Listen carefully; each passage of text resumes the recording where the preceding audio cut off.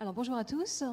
Comme cela vient d'être précisé, je suis la psychologue conseil nationale de Mensa France, ce qui veut dire que je suis psychologue et que j'offre bénévolement, comme le font tous les membres de Mensa qui y ont une responsabilité, mes compétences de psychologue à Mensa. Mensa est une association qui s'adresse aux personnes qui ont obtenu un score situé dans les 2% les meilleurs d'une population donnée à un test d'intelligence. Ainsi le rappellent notamment les statuts de Mensa, est membre de droit toute personne qui a obtenu à un test d'intelligence agréé par les instances compétences de Mensa International et passé dans des conditions appropriées un résultat supérieur à celui des 98% de la population. Autrement dit, nous voici directement face à la courbe de Gauss dont notre présidente Aquitaine a dit tout à l'heure que j'allais la développer, mais en vérité je vais plutôt soulever certaines questions en rapport avec le sujet d'aujourd'hui, surdoué et hypersensibilité. Il y aura d'autres développements dans le cours de la journée. Je me contenterai donc de soulever pour ma part quelques questions qui, selon moi suscitent cette journée. La question qui se pose en filigrane est, me semble-t-il, la suivante. Les surdoués sont-ils différents de leurs semblables, mis à part l'intelligence? Autrement dit, les surdoués sont-ils dotés d'autres caractéristiques que l'intelligence, cette intelligence plus haute, plus efficace, plus rapide?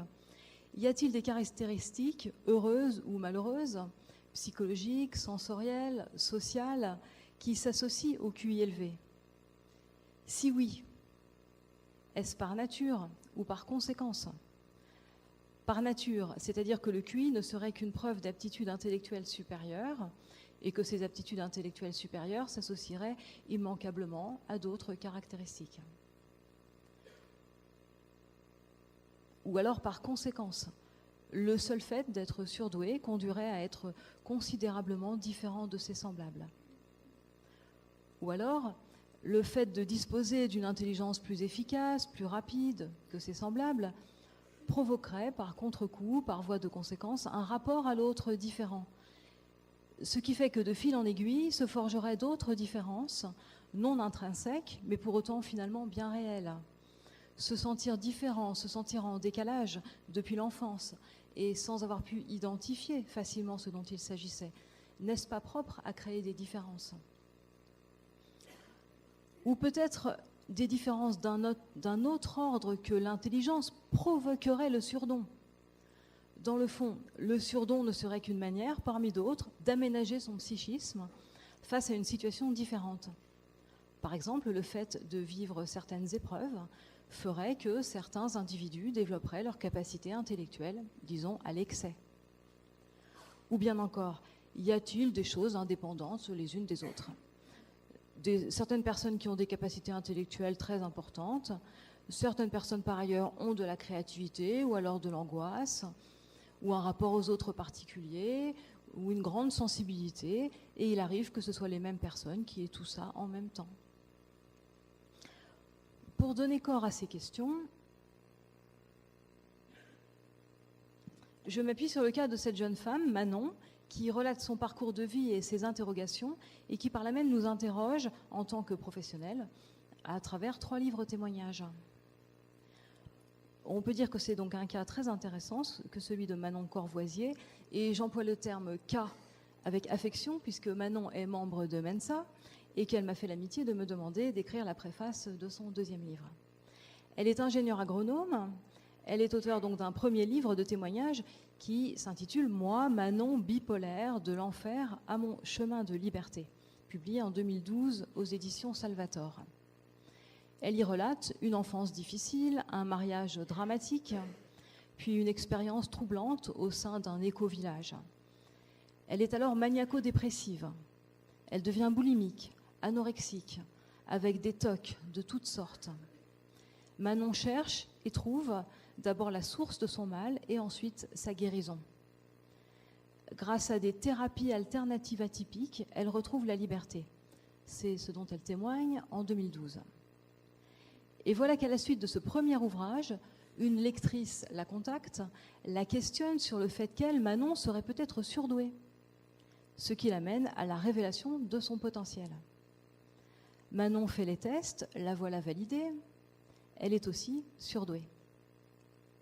D'où son deuxième livre de témoignages, Moi, Manon, l'inclassable, au printemps 2012. L'inclassable, l'incasable, l'incassable. Et l'histoire n'est pas terminée. Ce livre à peine paru, Manon poursuit son enquête sur elle-même.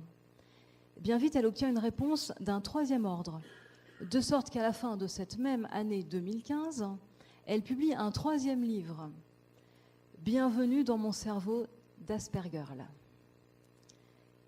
Que peut-on tirer d'une telle expérience par rapport aux questions que j'évoquais tout à l'heure?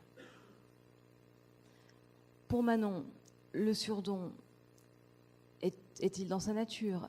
Est-il une conséquence? Est-elle surdouée et forcément angoissée et souffrant de TOC et très sensible, et ce depuis toujours et de manière intriquée, car tous les surdoués sont ainsi?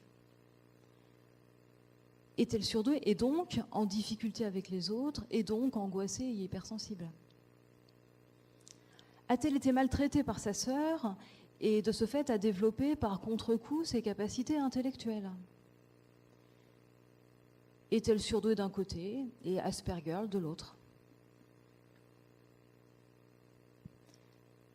Allons un peu plus loin dans l'énoncé de ces questions sur surdon et différence. Mensa n'a pas le monopole de la promotion de l'intelligence humaine ou du haut potentiel intellectuel, ni du discours sur ces derniers. La simple considération des termes qui peuvent être employés me paraît évocatrice de la possibilité de répondre d'une manière ou d'une autre à la question de ce lien entre surdon et d'autres différences. Nous partons du haut quotient intellectuel ou des enfants à QI élevé, considération qui se base uniquement sur le QI. Nous avons la série des doués qui peuvent être doués, très doués, surdoués, bien doués, super doués. Nous avons des métaphores, des analogies avec des animaux. On parle d'enfants précoces, c'est-à-dire en avance. On parle de personnes talentueuses ou créatives. On parle d'enfants à haut potentiel ou de sujets à haut potentiel, ce qui signifie que ce potentiel, ma foi, il faut s'en saisir. On parle aussi de génie.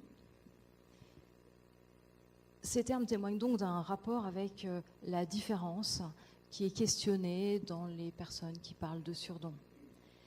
Comment en est-on venu à cette situation? À une situation d'une telle vastitude des termes et d'une association variable mais constante du HQI à des particularités psychiques.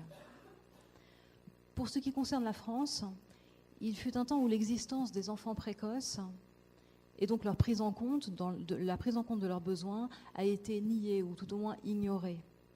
Et ce, bien qu'Alfred Binet en ait signalé l'existence dès les débuts de la mise en place de la scolarité obligatoire.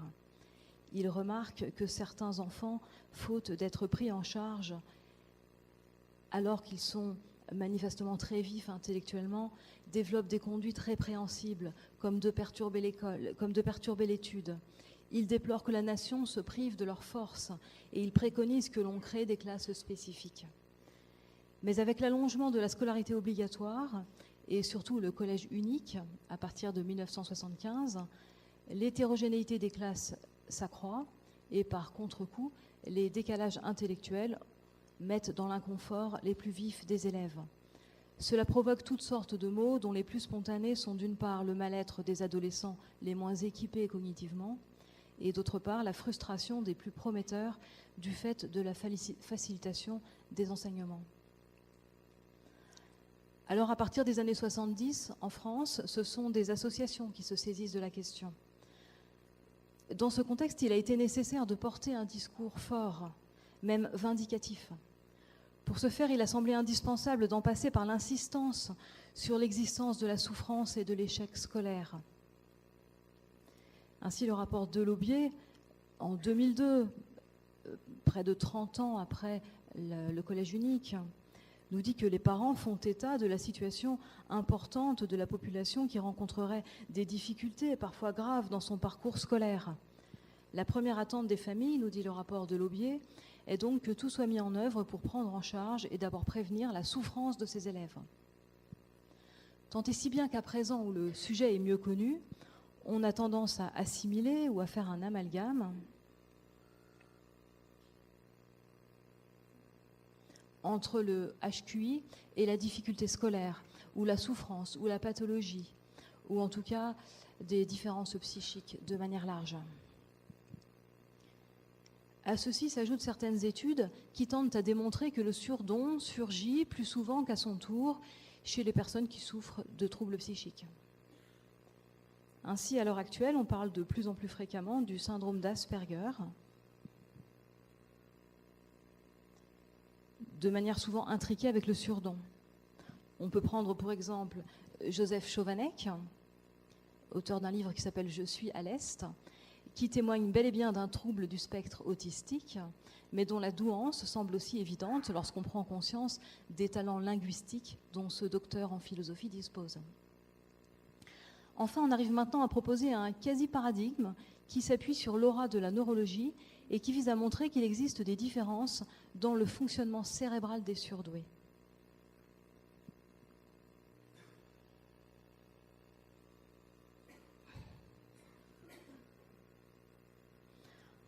En réalité, les différences sont de moins en moins quantitatives. Quantitatives, par exemple, la vitesse de transmission, ou bien la capacité de mémorisation, ou la sensibilité exacerbée, qu'on pourrait aussi dire quantitative, ou bien l'hypersensibilité émotionnelle. Et ces différences deviennent à présent qualitatives. L'hypersensibilité devient empathique. On parle d'émotivité, on parle du plaisir d'être et d'exister. On parle de lucidité et de quête de sens, ou de capacité d'anticipation. Et puis, de manière plus négative, on évoque les difficultés à entrer dans l'expression écrite, la capacité à s'autodétruire, la fragilité de l'estime de soi, tous points qui sont devenus maintenant qualitatifs.